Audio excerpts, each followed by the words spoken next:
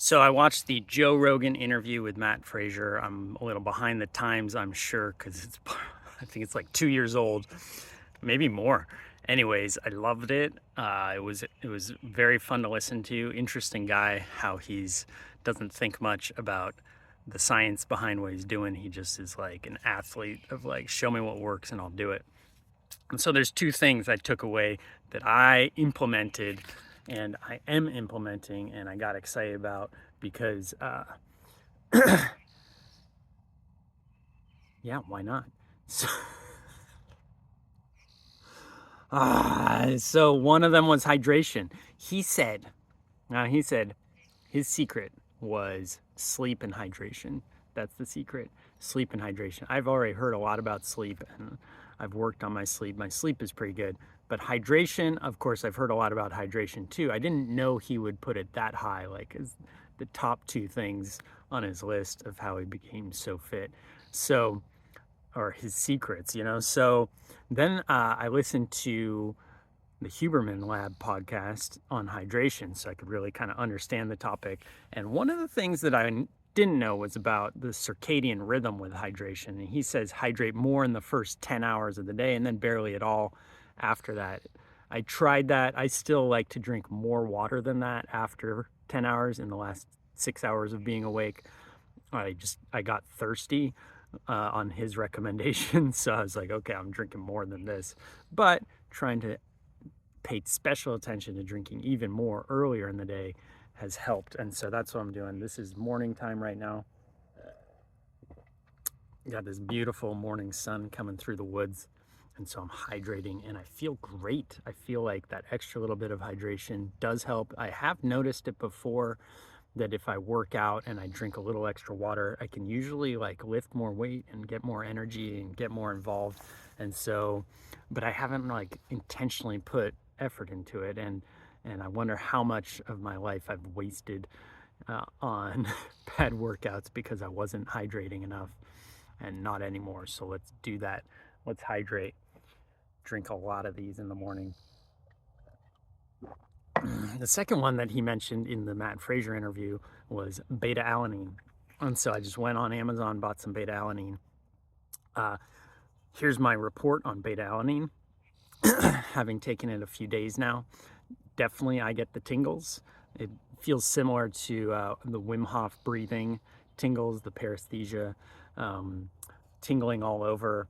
It's a little bit unpleasant. I don't particularly like it. It's not like it bothers me like some people. I can't imagine maybe taking that every day for the rest of my life. Like I do creatine, I take every day and whatever.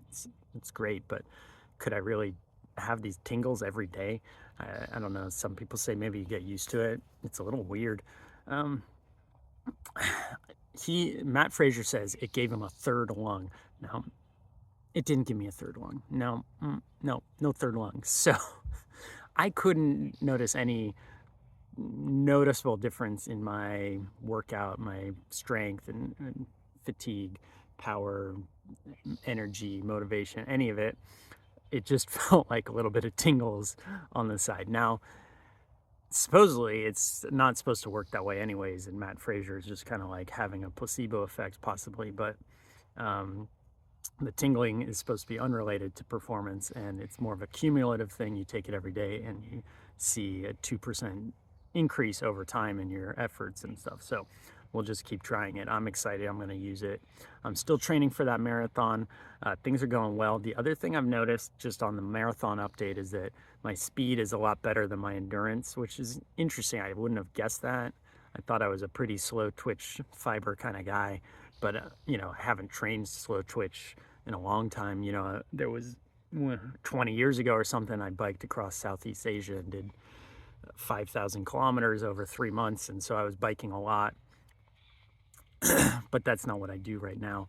I drive a car. There's been a lot of times in life where my main transportation is my bike or my skateboard. And that's not where I'm at right now. And I lift weights and stuff like that. So I guess maybe my composition of my muscles has maybe changed a bit.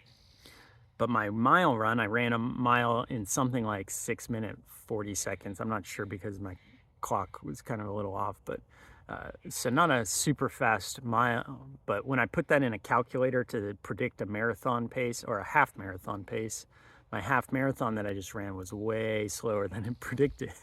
And then it predicts a really slow marathon based on my half marathon pace and really fast based on my mile pace. So the long distances, I'm not matching the calculations at all. And the calculations, well, whatever, maybe they're not very good, but so I got to do more long runs. I got to do more endurance stuff, and that's the plan. I've bumped it up. I'm doing, plan now is 4 runs a week with 2 easy runs, a moderate run, and a hard run, something like that, whether the hard run's a long run or it's just more of a workout run. I think that'll alternate, so 1 week long run, 1 week workout kind of run, still longer, but or you know, like an hour long, but like with some intervals and stuff to really push it. And we'll see if that helps. I got 8-ish weeks, 7, 8 weeks, 8 weeks till the marathon today, 8 weeks today. So that is coming up close, and I'm so excited. I know I'm going to do it. It's going to be fun, but I want to at least break 4 hours. Come on. That's like at least the goal. I thought I would be faster than that, but even that I think might be a challenge. This is a lot of rambling from me, but you know what? Hey, I'm out in the woods. Come and hang out with me. Hang out with me anytime here on YouTube in virtual world. And that's what I learned from Matt Fraser and Dr. Andrew Huberman. I'll give you an update on the hydration perhaps at some point. All right. Love you. Bye.